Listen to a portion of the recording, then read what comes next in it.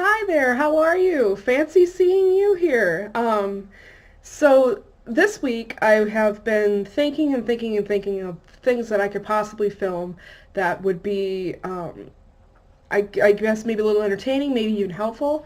And it feels like this week particularly has been mostly me dealing with situations when it comes down to mental health. When it it's been happening in my family lately. I have friends that have been suffering from it. I don't, I was like, it feels like, especially since I suffer from anxiety myself, I just think it feels right to finally kind of go, like, be public about it. I'm not going to go too much into detail about this because I don't want this video to be particularly about me. But the issue that happened was that at the beginning of 2018, I started experiencing a physical health condition, and I was scared literally shitless by it. And I didn't know how to deal with it. I didn't have any information. I even went to doctors and they couldn't explain what was going on. So my anxiety really peaked during that time. And over the course of a year, I've finally gotten to the point where I can actually feel normal again.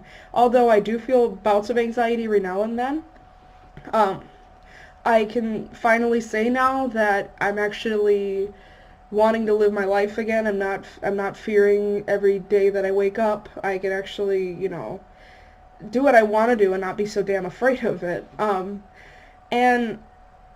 I think that by me sharing some of these things, even, if it just helps one person, then at least I've done, enough that I could do. Anyways, uh, today I'd like to talk about five different things, maybe even more than that, but definitely five at the very least, that have helped me personally.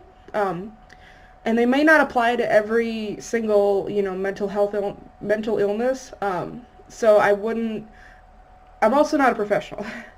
So I'm just explaining things that have helped me over time, and that particularly anxiety and depression, because those are two of the things that I suffer with. Um, so let's just jump into it. um, uh, okay, so tip one that I would definitely express would be that I was I was seeing a therapist um, for a bit there. Like, at least I think I started seeing her in May of last year. But I've kind of stopped going because I'm feeling better. But the one thing that my therapist very much expressed was that I needed to somehow separate um, my emotional self and my observing self. So my thinking self and observing self, and those are two different things that in your brain, there are two different components to how you see the world, I guess, if you would put that into perspective. Your thinking self is obviously the thinking part of, it comes up with solutions to problems. It comes up with, scenarios in your head that could happen. It could, it tries to think yourself out of certain situations, that kind of thing. It deals with all of the things that obviously you need to think about. But your observing self is the part of your brain that observes the world as it is. And it also observes your thinking self as it is. But sometimes, they don't remain separate and they kind of start sticking together. So we don't want that to happen. I think what would help most is like a couple of techniques that I've developed over time. One of them being that you say that, sometimes you have to talk to yourself in these exercises that I've learned. So if you're out in public, if you don't really care, then oh well, but just so you know. But one thing that I would definitely start practicing would be saying to yourself things like, I notice I'm having the thought that blank, and you fill in the blank with whatever anxious thought that you're having. So let's say you're having trouble sleeping and you're afraid of going to bed because you know you're not going to get any sleep, or you think you're not going to get any sleep. That's the key word here. You say to yourself, I notice I'm having the thought that I can't sleep. And if you practice that enough, it should be able to unhook your observing self from your thinking self and just pull it, and separate them again. It doesn't help all the time, but it would, none of these techniques are going to work all the time 100%. You've got to find ways to unhook yourself and like that technique. Another thing that I would express would be that you have to maybe think of your brain as a separate entity from yourself. Then you say to yourself, you're like, okay, brain, I would really appreciate it if you'd stop doing that. Or, okay, brain, I hear you, but I don't care. You kind of have to associate your brain as a separate entity from yourself. Another thing that I would, okay, so tip 2, where the whole unhooking yourself is definitely one thing that I would definitely practice. But step 2 is doing physical things before, maybe you're going to bed, maybe before you're going into a stressful situation, or even after you go into a stressful situation. If you know you're getting stressed out, it would be helpful to become more aware of what's going on in your body when you do get stressed out. Like, let's say, you tuck in your stomach when you get stressed out. Over time, you should probably try to be more aware of what happens to you when you get stressed, because when you start becoming more aware of that, you can kind of start releasing those muscles, and maybe even just try some light stretching every now and then, or maybe like once a day take some time out for yoga, or any kind of stretching exercise, because it would definitely benefit your body well enough, because over time, if you clench your body muscles so much to the point where they start cramping or they start hurting, then you might have kind of dug yourself, a deep hole of even more stress, because you've got to worry about your body.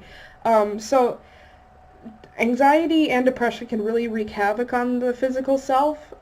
So I would definitely express taking better care of your physical self, whether it be yoga, stretching, that kind of thing. It has definitely helped me a lot, because I noticed that if I do a full body stretch, like I start yawning afterwards, I start getting more relaxed, and then I literally, sometimes after I stretch, I just fall asleep, because I'm like, wow, I didn't realize there was that much stress in my body at the time. And another thing that I would stress that you should probably do, my third tip would probably be to, maybe if you don't want to take medication, I'm not going to sit here and say, oh, medication's evil. You shouldn't do medication for, your mental health. One thing, that's stupid. Because if you do need medication for that kind of thing, you shouldn't be shamed into not taking, your medication. It's something that helps you feel normal, and it's readily available for you, and you can go ahead and use it. Most of the time, people don't really have that much of a negative effect to it. Me personally, I wouldn't prefer to take medication, because I just don't think that I need it. But if you're somebody who does have, higher anxiety, like more depression, like, you have kind of more of a more severe case, then I would definitely suggest taking medication into consideration. Maybe for a brief time, or maybe for a long time, I don't know. But I'm definitely somebody who's not going to tell you that you should be ashamed for trying to help yourself. But there's also an alternative to taking medication, too. In my experience, I've been taking a certain oil, a CBD oil. It's kind of almost like a strain of marijuana, but like it's not, because it doesn't contain THC in it, which is what classifies marijuana from this certain oil. In my experience, it's helped me calm down a lot, especially for bed. And it just, I don't know. I don't want to claim it's a miracle cure, okay? But I'm just saying that there's something in those gummies that I just swear to God. But definitely give that definitely give, CBD a consideration, especially if you live in a state where it is legal. Like where I live, it definitely is. I'm not sure if it would show up on drug tests or not, but since it doesn't contain any THC, it'd be very unlikely.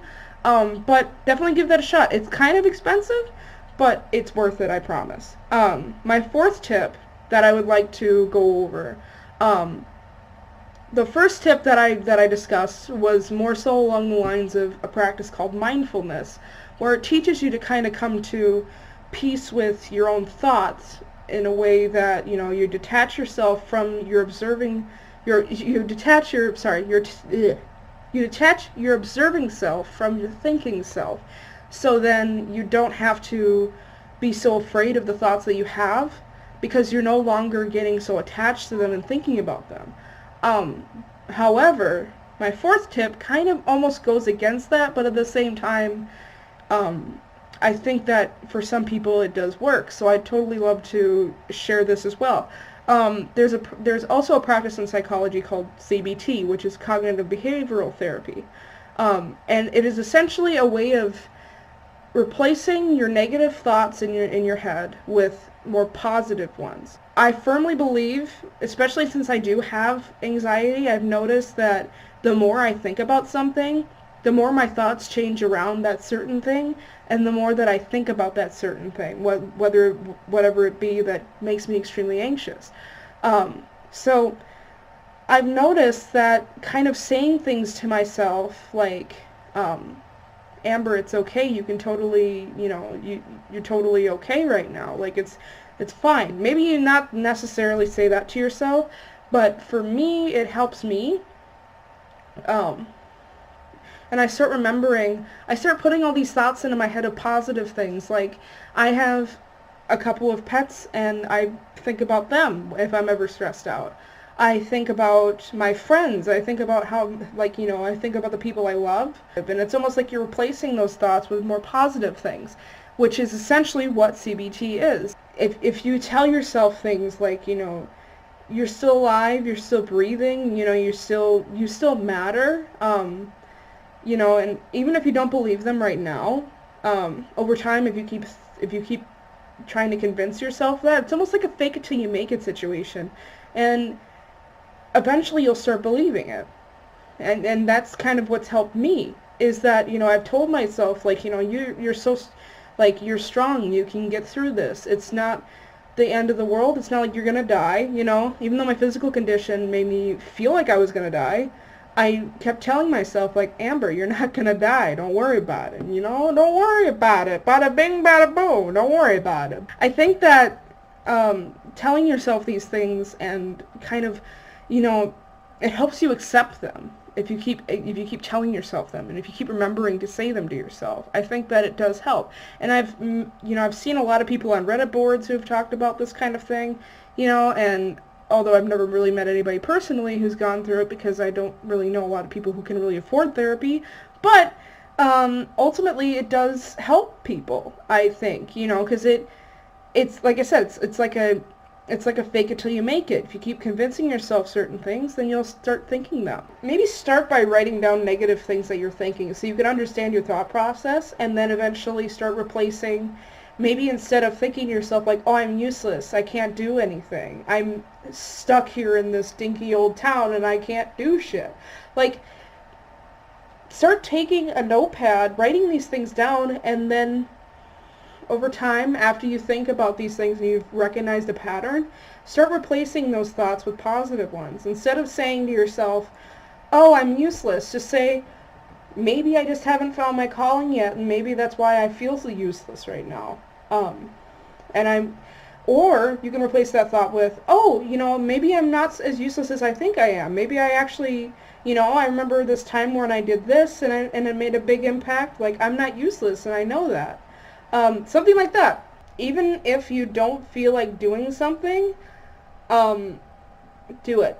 Just get up and do it. Because when I was really going through, like, the throes of my mental journey, I was honestly just wanting to stay in bed all day and not do anything, and just wanting to just sit there and feel bad for myself. I'm like, I kept telling myself things like, oh, I can't get that done because I'm suffering right now, and all this other stuff.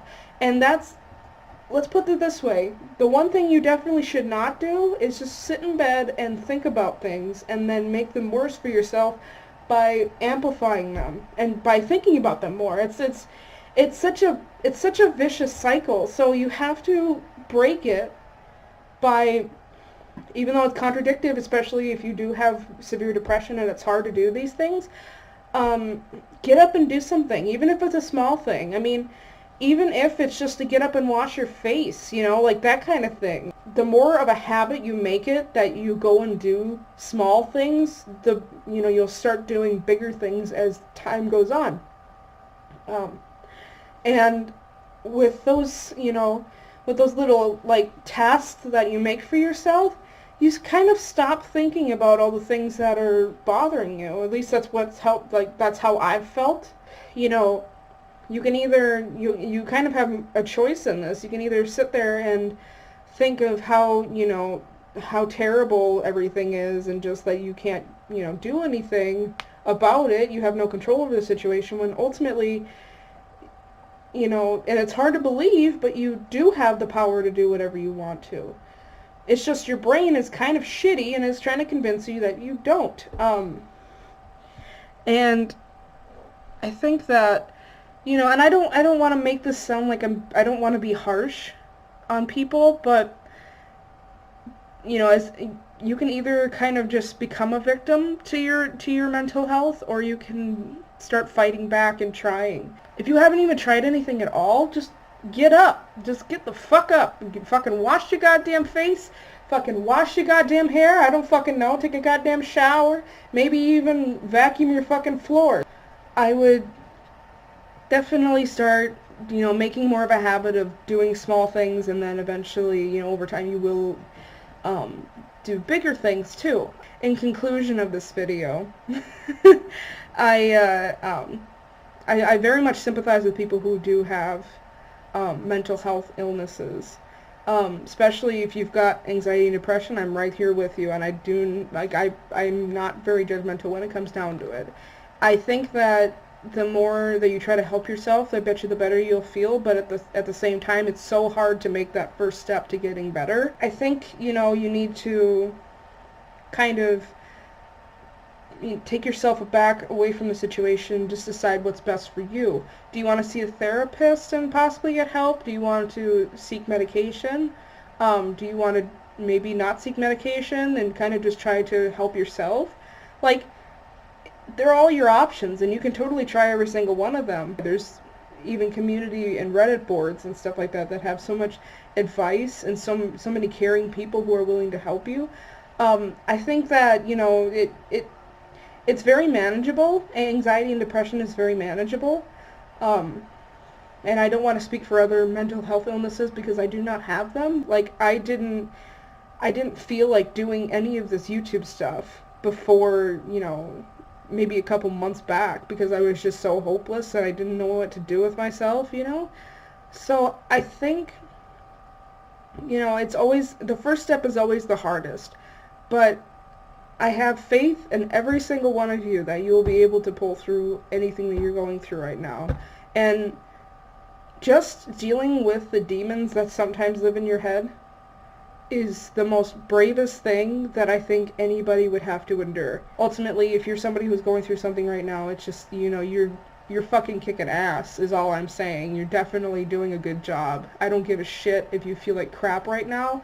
I don't care. You're definitely, just by being here and staying, and existing, you're doing a hell of a fucking good job. So don't let anybody tell you different. Hopefully the tips that I've expressed in this video will help you. If they don't, I apologize, but if they do, then totally go ahead and use them. And I might make more videos like this, the more stuff I learn about anxiety and depression and going about my journey, because I know I'm definitely not done yet, but I am slowly learning things, ever so slowly.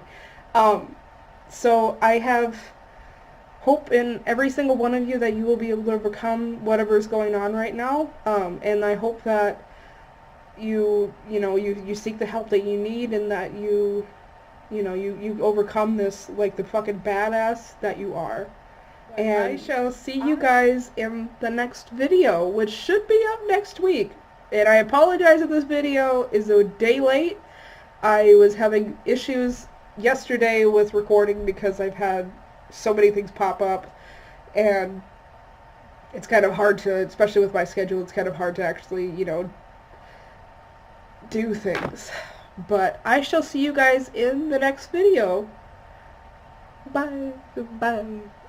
Bye. Bye.